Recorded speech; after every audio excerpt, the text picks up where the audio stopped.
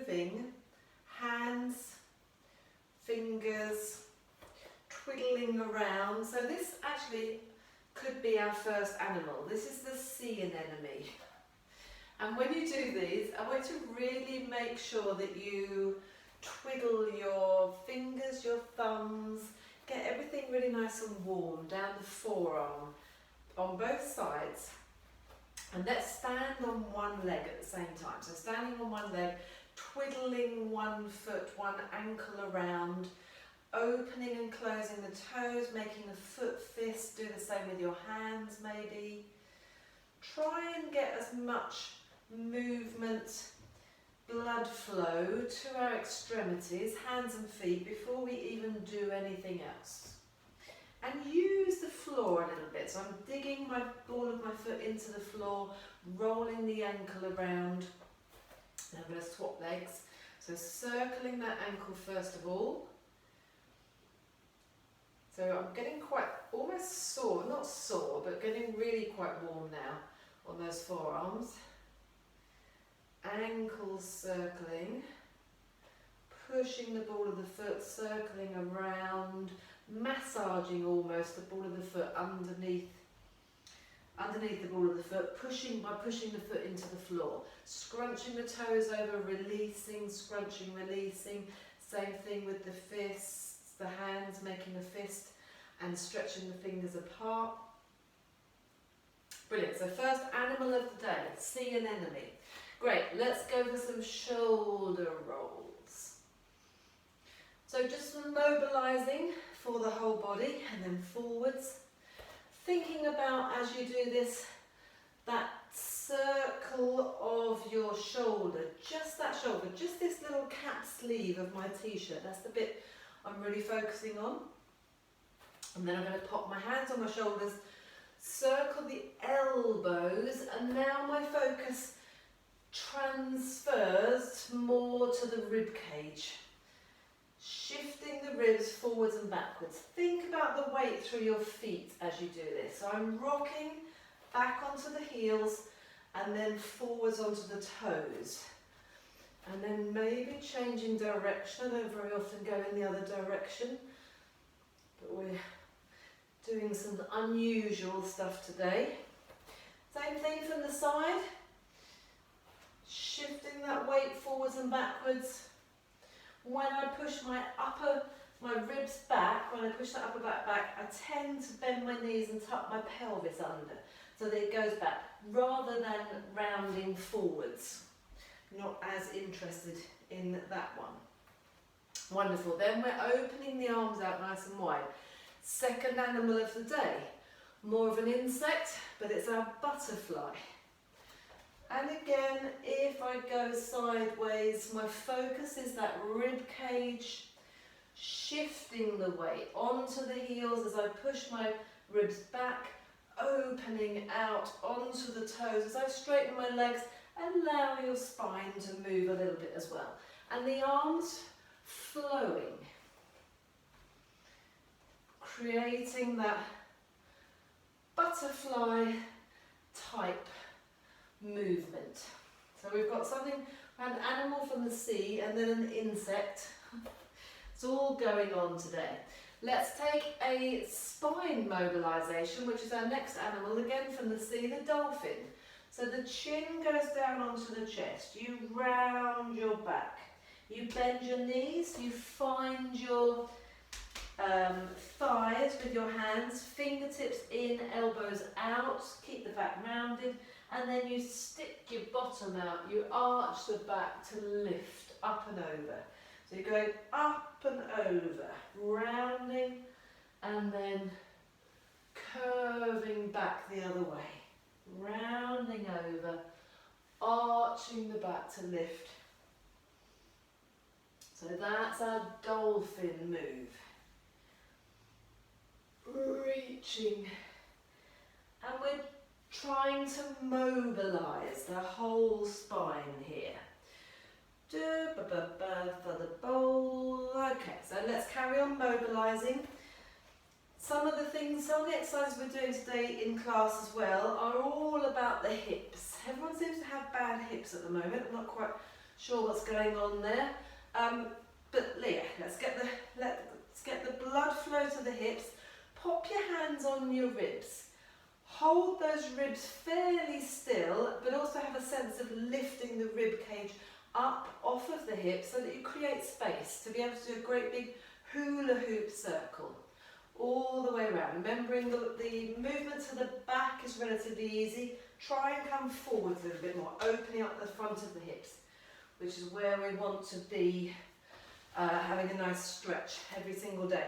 Then let's bring feet and knees together, fingertips touching your knees, sticking your bottom out, basically so that your back is in its natural curve, so you're not collapsed here.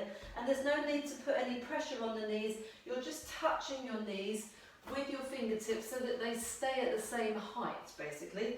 And then we're taking the biggest circle you can with your knees, staying at the same height because you've got your fingertips touching them, keeping your knees together, keeping your feet together, and have a little look down and see what's going on with those feet. So you're rolling to the outside edge of one foot, the inside edge of the other foot, onto the ball of the foot, back onto the heel, and then changing direction. So trying to mobilise, get into the corners of all our joints. Because if you think about it, all you do when we're just moving around every day is we just sort of go in this forward to back, so we're walking with forward to back motion. There's never really going to the corners or the edges or round the, there's no sort of intricacy in that movement. So that's what we're trying to achieve. And that's what happens when we do the animal movements. Great, okay, a hip exercise. Standing sideways on, I'm going to stand sideways on to show you. We're going to take a mini little lunge backwards, and I want you to shift your body backwards. So you come into this position here, my body is upright. The main focus of this movement, and we're going to alternate legs, is to keep this knee above the ankle. And we're going to do 2 more variations on this same movement, but this is the constant. This is what stays the same all the time. Bring your feet together, swap legs, step back. Because I'm moving my body back, this knee is moving back. It's not here, or I'm not keeping my body in the same place and just bending my knee. That means my knee's over my toes. I want that knee right back here. Stepping forwards, stepping back. So from the front, my feet are hip width apart.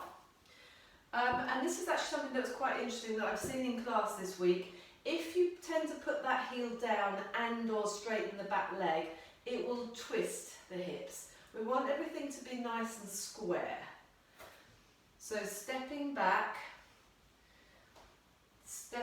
shoulders and hips, your tissue box square to your front. I've gone sideways so I can use the short end of my mat to sort of have that gauge, that measure.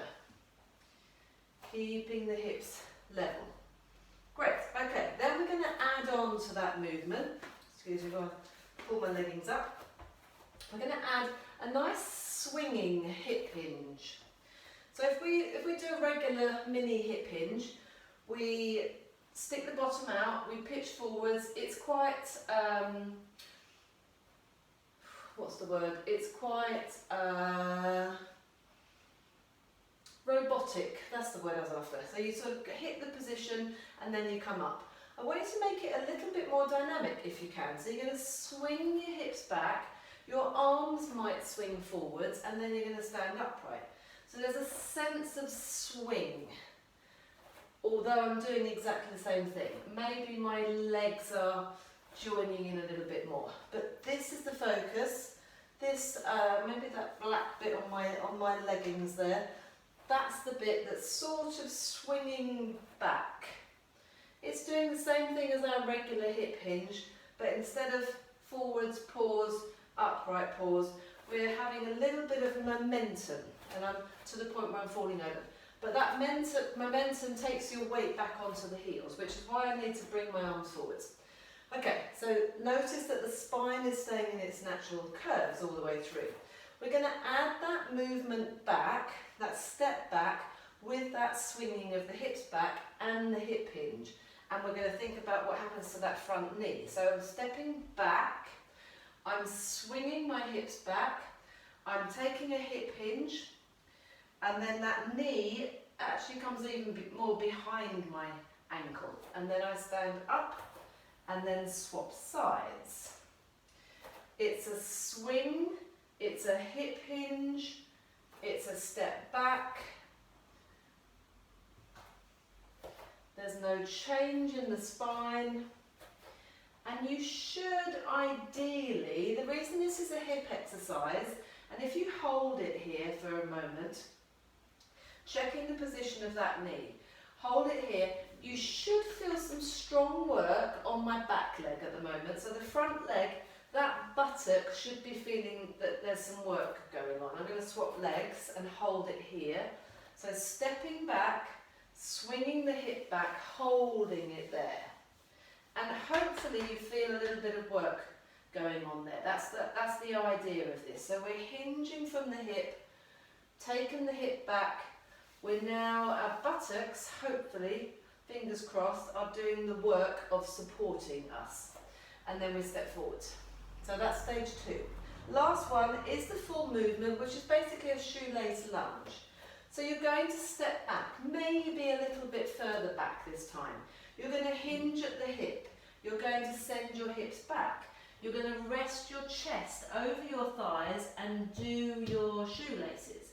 And this back knee could be practically on the floor, or it might be up a little bit higher. I don't mind. And then come upright. Stepping back, hinge at the hip, slide that hip back, touching the top of the foot, and come upright. So you might also want to just brush the knee, so keep going if you can. Especially on the way up, I really feel buttocks, hips activating as I push down through that front foot. And even if you've got problems with your knees, this should be okay as long as you keep that knee back above or behind your ankle. So that will also depend on whether you swing the hips back and also whether you hinge from the hips. I'm struggling a little bit to balance. Quite tired today, to be honest, but stepping the leg back. So again, this is where it's important to be really parallel and square to your front. There it is from the front. Because if that back foot goes down slightly at an angle, that is when it's going to be, so my hips are slightly twisted, that's when it's going to be harder to balance. You want to be square, you want to have good alignment in both knees, ankles in line with the hips. And I'm going to do one more for luck. Wonderful, so that's our shoelace lunges. No animals were harmed in that exercise or involved in that exercise either. So now let's get some animal movements back again. So thinking about, but also this is also hips. So feet nice and wide, shoulder width apart, slightly wider than shoulder width. 2 minutes to 2 minutes past the hour with your toes, bending your knees if you can, elbows to knees. Let's reach up as we're still warming up. So knees going over the toes. You're sending your bottom back again from the side. Always sending the bottom back. And again, my knees are above my ankles. They're not all the way forwards here. I couldn't have my heels down as well.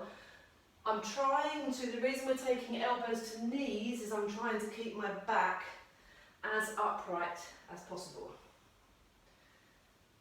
So knees going over the toes. Now, as that's warming up, hopefully, see if you can drop your hips down a little bit lower than your knees. So dropping all the way down. We're building up to our nice, deep, full squat. And just play about with it a little bit if you can. Just going as low as you can. Maybe you could stay down here and use your elbows to push your knees out. And maybe have a little movement from side to side, maybe.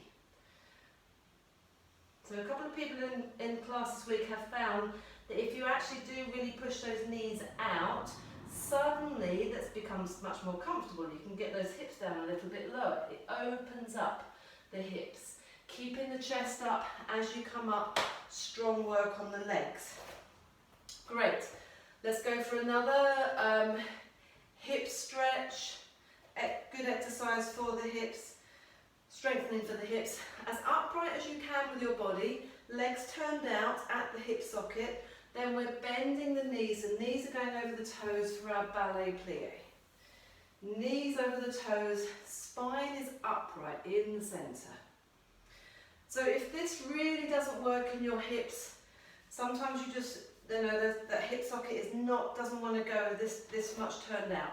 Take your toes more to the corners, send your bottom back a little bit, but make sure, and you probably will pitch forwards a little bit on the shoulders, but try not to do too much, but make sure whatever you do, that those knees are going over the toes. If you can, turned out, knees going over the toes, perfect symmetry between both legs, staying down. Here's the nasty stretch.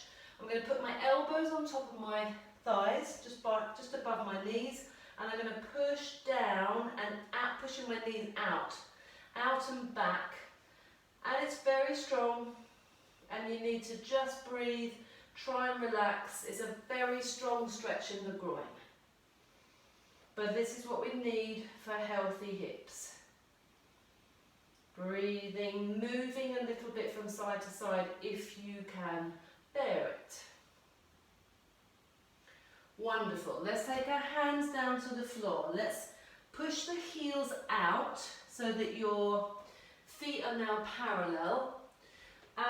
Let's just take some stretches of the backs of the legs. So from here, if you can, straightening the legs, softening the knees. Straightening the legs, softening the knees. So two things are happening here. When I straighten the legs, I'm focusing on stretching the hamstrings at the back. When I'm saying softening my knees, but today I'm doing a little bit more of a knee bend, where I'm trying to drop my hips down quite low, and that's making it quite compressing in this hip joint at the front, which again is what I want. I want compression, I want blood flow, I want the juices going to those hips. And then maybe stay down with the bent legs, maybe go from side to side a little bit, maybe straighten the legs, maybe keep them straight, drop the hips from side to side, seesaw hips. Stretching all around that groin area. All good stuff. We're going to take those toes out towards the corners of your mat. I'm going to walk my feet out even wider. Keeping my hands underneath my shoulders. Now I'm going to swap from side to side. So I'm bending one knee, straightening the other. My hips are staying at the same height. So I'm not coming up and then bending down. I'm going across from one side to the other, and pretty much every part of this you will feel a stretch somewhere. Be conscious of what's going on with your feet. Try not to let the foot roll in. Try and keep the soles of your feet flat. If you have your feet too parallel, for me that's really uncomfortable down the side of that shin, but just notice it, try it, play about with it. Great, and then we're going to turn all the way around to one end of your mat. Feet should hopefully already be in a really good wide position, with the knee above the ankle, back leg nice and straight. Here's our next animal. We're going to reach the back arm forwards, same as the leg that's at the front. Reach that arm forwards. We're lifting up to the ceiling. We're following it round, looking behind you, tucking the elbow in. I'm taking my shoulder to my elbow, you can't quite see it, and then I'm reaching forwards again. It's called the lizard. funnily enough. And I think the reason it's called the lizard is that when you reach this arm forward, it's like a lizard's tongue. And I'm rolling over my toes at the back, and I'm pushing back into my heel as I come up and over, rocking forwards and backwards. We're there. About 5 of those. Keep your breathing nice and even. And then we're moving round to the other side. Again, try and keep your knees off the floor. Try and move around on your mat. Adjust everything. You can't just place your feet in one position and feel like you've got this. You have to adjust. You have to move.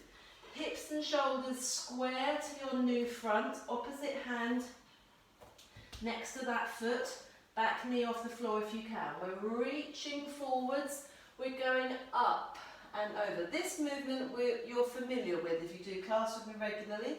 We're just adding on a nice circle all the way around. Straight arm back towards your hips, then tuck the elbow in. Connect shoulder to hip here, then reach forwards, up and over. Tuck the elbow in, reaching. Up and over. Lots of lovely work going on here. All through the thoracic spine, your ribcage spine, your hips, ankles, knees, all sorts of bits and pieces. I'm going to come back to the centre with my hips nice and high.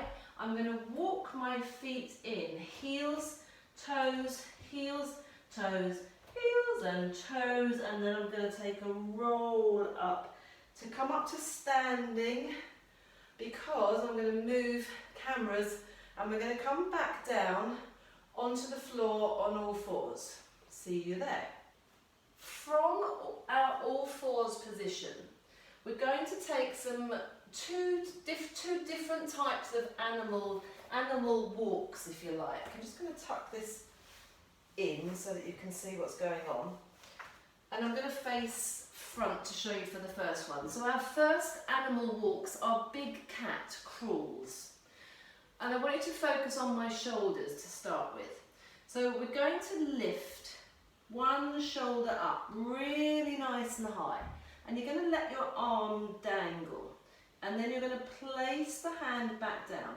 Fingertips touch first, you roll through the hand to the knuckle, the hand goes down, the rib cage drops down, and as the rib cage drops down, those shoulder blades will slide together at the back, and then you lift up, and then you lift up, up, up, up, up, up, up, up. So it's really on a diagonal line, from shoulder to shoulder is on a diagonal line. This arm is just hanging, you roll back down. So that's from the front. If I go sideways, at the same time as you lift that shoulder up, you're going to lift the opposite knee up, but just a little bit. Don't really worry too much about the knee. So if I do my back arm first, you should see the shoulder lifting up. You'll see the front leg lifting up because it's the opposite side. And then I'm going to place them back down at the same time. I'm going to allow my chest to drop down. Rib cage drops down. Then I'm swapping sides. I'm coming up through a neutral, lift, lift, lift, lift, lift, lift, lift. The back knee is just hovering a little bit. You can't really do much with your hips because it's all happening in the upper body. And again. So try and peel through your arm and imagine you're that big cat. You're a panther, you're a lion, you're a snow leopard, or even a normal leopard. Doesn't matter.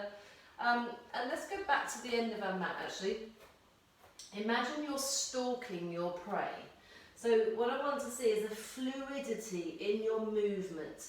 Moving slowly and moving and feeling and noticing every part of the movement. So really getting a wonderful stretch all around your shoulders at the back, all around that rib cage actually I can feel. And you know how when you see the big cats doing their stalking, it's like their shoulder blade takes a nice big, the shoulder takes a big circle over. and they're really slowly, steadily going forwards. We're not going to go backwards today with this one. So that's one movement. That's our big cat crawl. I'm going to turn this way again. So now have a look at the crocodile crawl, which is really quite different. So noticing the shoulders, this time I'm going to shift my ribs from side to side. And all of this movement just on its own is good movement to just try and get to grips with. You could be here, and the focus is my side seam of my ribs. I'm shifting ribs from side to side. If that's not going to work for you, down on your knees, try and kneel up, and the focus is here. Side seam just between your armpit and your waist, I guess. You're trying to push those ribs from side to side as much as possible. What that looks like when you're on all fours is that the shoulders now stay absolutely level. So instead of doing opposite arm and leg, we're going to do same arm and leg, same side, arm and leg. But my focus is the shift of the rib cage all the way over. My shoulders are still level. If anything, this one's dropped down a little bit. But because I've really shifted my ribs over, then I can bend this arm this time, it doesn't stay straight, and lift it up. Place it back down, come through your centre, over to the other side. Get the ribs all the way over. And I'm noticing on my legs, the more I do this, so my hips are really going over as well. And I'm on the outside edge. Hands can be quite wide for this. It will help with stability. So just going from side to side. I'm going to stay facing forwards for the moment. And what I would like you to do, so notice your shoulders are staying level, they're staying parallel to the floor. I would like you to be able to hold one side. So once you're over there, you should be able to move this spare arm and leg around a little bit, because I'm counterbalanced by shifting my ribs over. Go to the other side, hold it, move arms and legs about. Who knows, this could be the new party trick. So let's try walking in that way now. So again, going to the back edge of your mat, hands wide. My hands are as wide as my mat. Shifting over and lifting. Taking quite small steps. So imagine you are a crocodile here.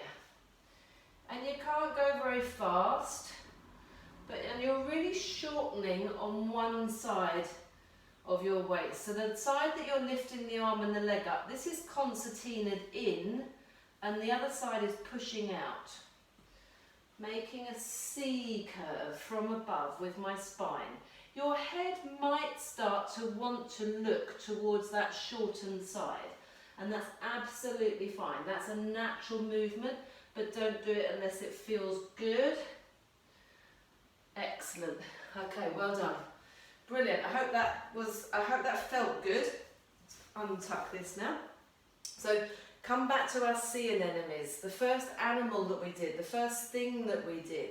Those wrists will be feeling a little bit worked out now. They're going to feel a little bit stretched, a little, like you've done some work through them. So get the blood flow, get the healing juices going there. Make it ache, but in a different way, in a good way. And then we're moving on to another animal, which ties in quite nicely from that last one. So we're going to start with, I'm going to move my mat back just a little bit so that you can see.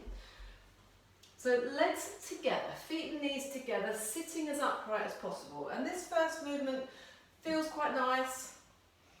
Taking a sort of hip roll from side to side. My fingers are facing forwards. My hand is level with my hips. And again, I'm just getting this sideways stretch.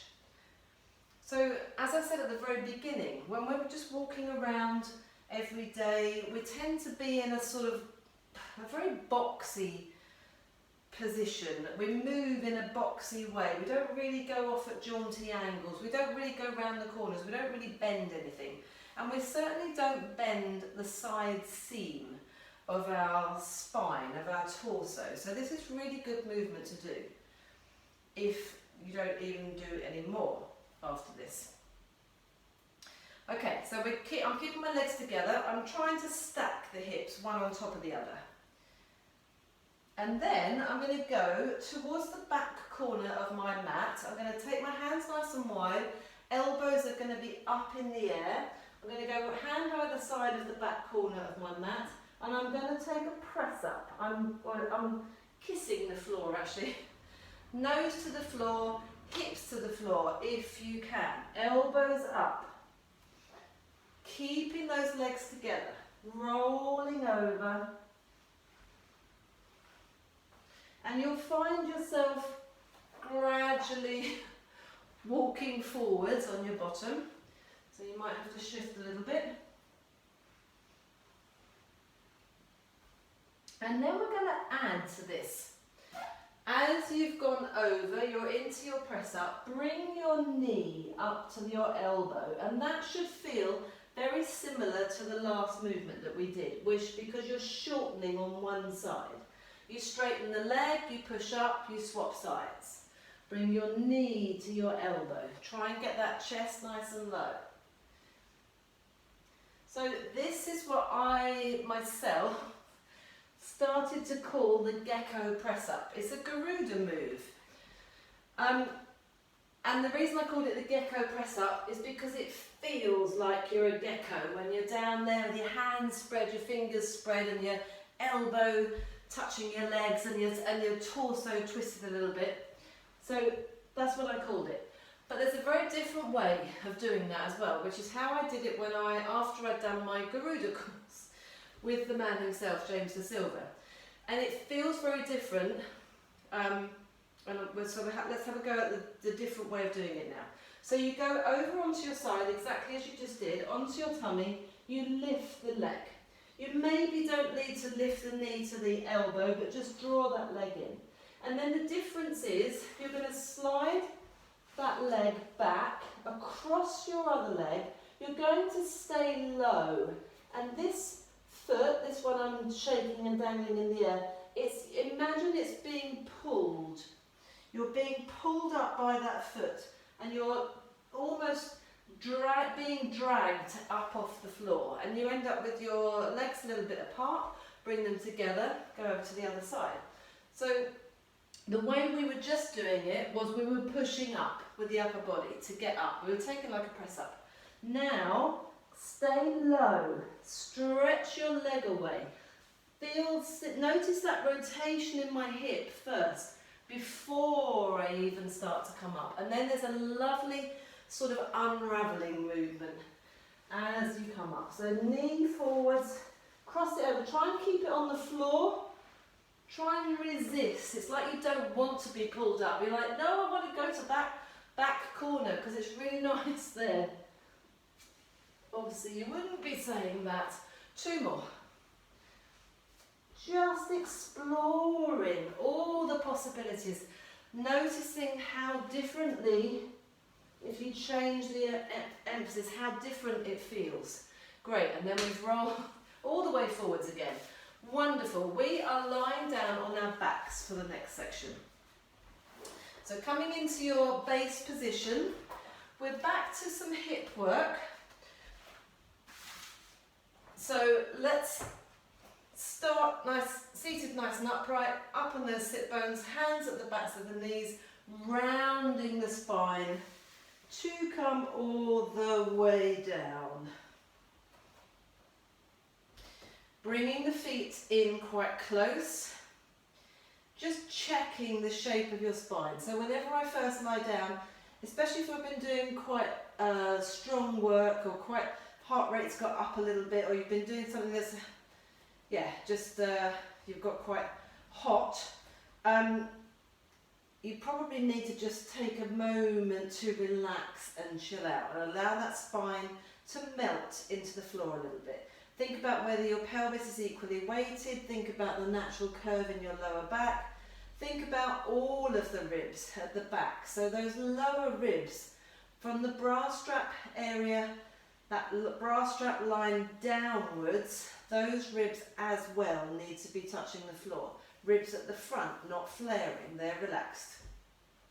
And then from here, we're going to push down through the feet, switch on the buttocks, open up the hips, all the way up to the top. Really dropping that rib cage down, switching on at your gluteal fold, getting those hips up as high as possible, pushing down through the feet, sending the knees over your toes, checking that you're relaxed in that upper body, and then resist on the way down.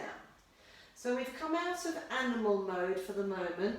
We're looking at hip strengthening. We're trying to strengthen the back line of the body. So a straight bridge. It's designed to strengthen.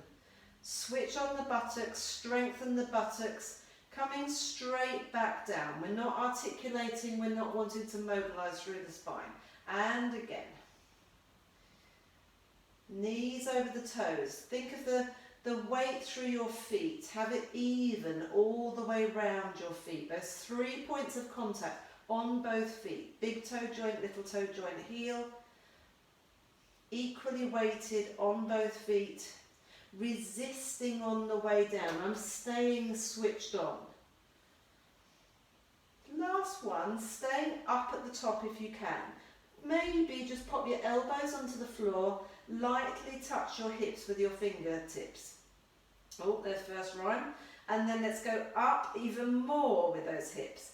And on one side, we're going to lift the heel and put the heel down, noticing that there's no change through the hips. They're staying level, they're staying up as high as you can.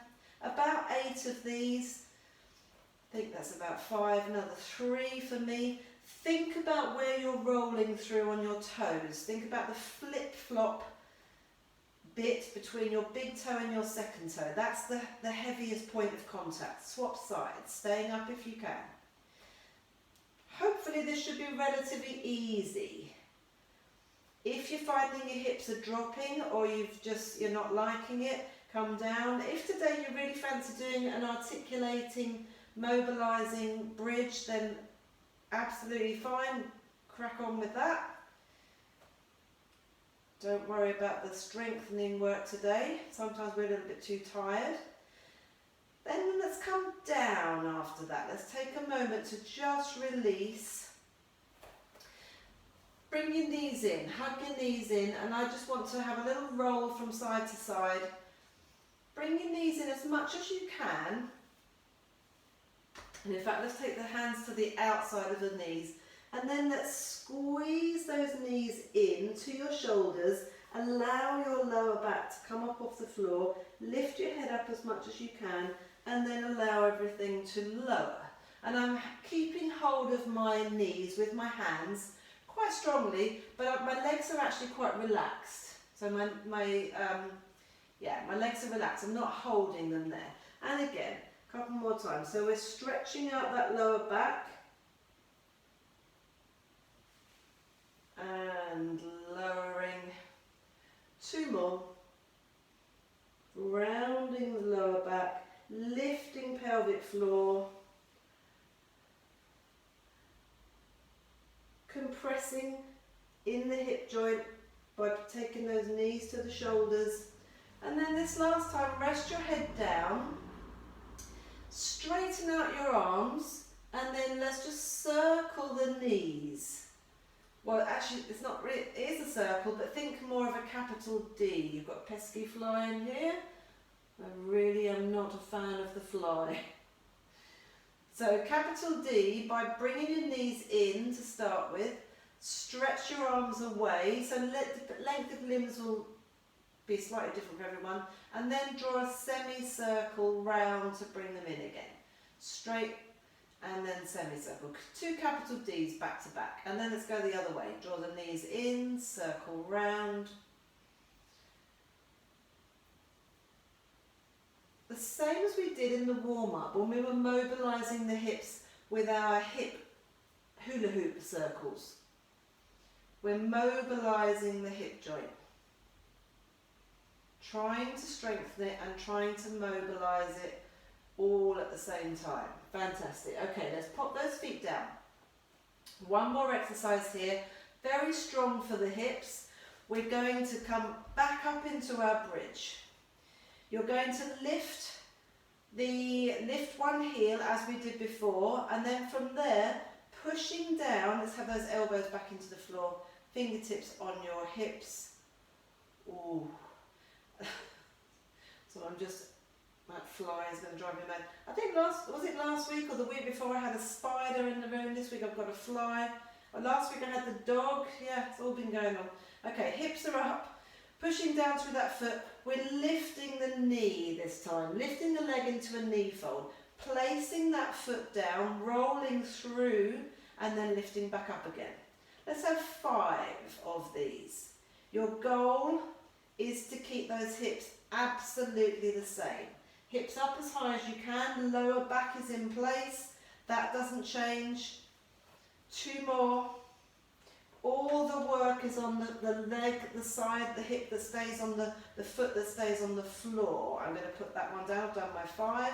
I'm going to lift the other heel off. If this is too much for you, if you find you're collapsing or it's just too strong, too difficult, stick with the heel raises again. Keeping those hips level, really stabilising, building the strength on that one side. No idea how many I've done. I'm going to put the heel down and I'm going to lower with resistance. Brilliant. Okay, what have we got next? We have got abdominal curls with a twist. Fantastic. Hands are at the back of the head. We're going to keep the legs bent. So again, no animals involved here, apart from that fly, if I can manage to swipe it if it comes anywhere near me. So let's start with the elbows out to the side. Settle your spine again, and then draw the elbows into your periphery vision. Slide those shoulder blades down in your back and round a little bit. Give yourself that armpit hug. Set your rib cage down to connect to your hips. And then from there, we are coming up for a straight abdominal curl. Let's have 5 of these. 5 seems to be my favourite number this evening. I think it's gone out the window. No, it went towards the window. So we're clearing the shoulder blades where there's no change in the torso. No change in the rib cage when you lower, no relaxing. I've switched it on, I'm keeping it on. No change in this gap between your chin and your chest because my arms are doing all the work. That's way more than 5. Partly because I'm talking, partly because that pesky fly is distracting me.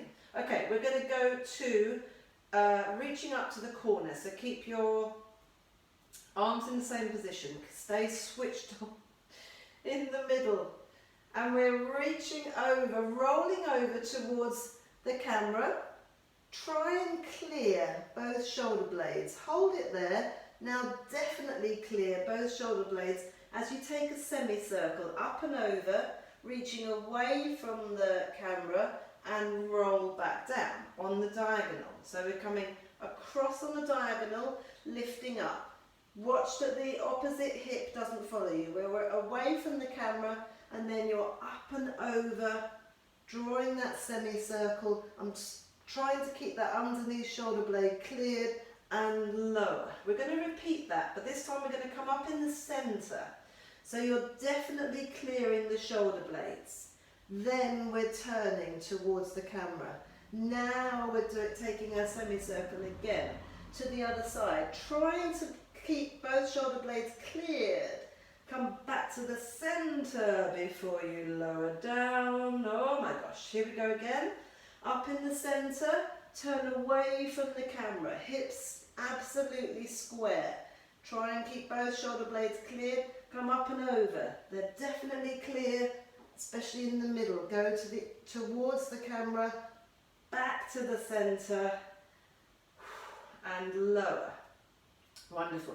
We've got one more exercise here. It's a toughie. I was going to do it 4 times, but it's so tough that we're actually only going to do one side, one each side, but we're going to do it amazingly well, and it's going to be very effective. So we're coming up in the centre. We are turning towards the camera. You're going to stay up here. You're going to knee fold the leg that's closest to the camera 4 times. We're lifting it up, we're lowering it. I'm keeping this shoulder blade cleared. Lifting and lowering. Hips are staying still, lower back is staying absolutely in the same position. 3, that's 4 for me. 5th one, hold the leg there. Try and come up a little bit higher, opposite elbow towards the knee. Slide the other leg away along the floor. Hold it there. Slide the leg back in. Try and get a little bit higher. Come square to the centre as you put that foot down, both shoulder blades cleared, and then lower. Whew. We're going to do all of that on the other side. So we're coming up in the centre. We're turning away from the camera. Clear both shoulder blades. Stay up nice and high. Knee fold 4 times that back leg. Be accurate, be slow. Don't get stuck. Stick with it. We've only got 1 more, 2 more of these knee folds to go. That was my 4. 1 more knee fold, hold it there. Lift up a tiny bit higher. Slide the other leg away along the floor. Try and get that opposite elbow to that knee. Slide the leg back in, higher, higher, higher. As you square up to the centre, lower that foot. Can't speak. And roll down. And relax, well done. Stretch the arms away, stretch the legs away. Imagine you're on a medieval rack. Oh, a big breath in, and then allow yourself to relax. Wonderful. Great job. Let's come over onto our tummies. 2 more animals to go. So I'm going to square up my mat a little bit. Actually, no, I'm going to stick on that angle because we're going to do the scorpion after a little bit. So you're going to lie on your tummy. In fact, I'm going to put my head at this end.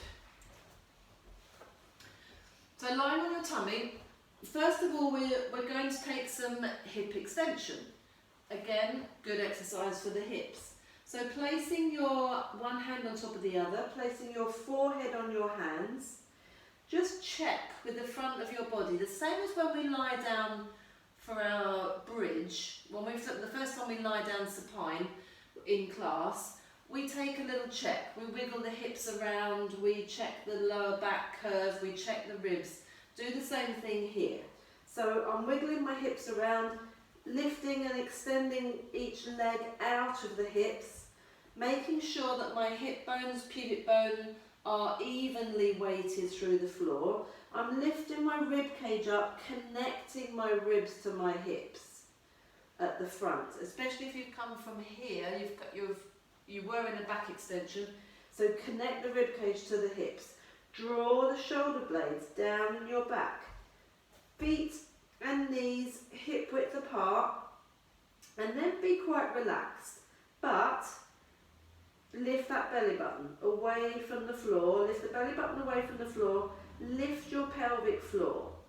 Hold that there. Connect those ribs to your hips at the front. And then we're going to just lift one leg at a time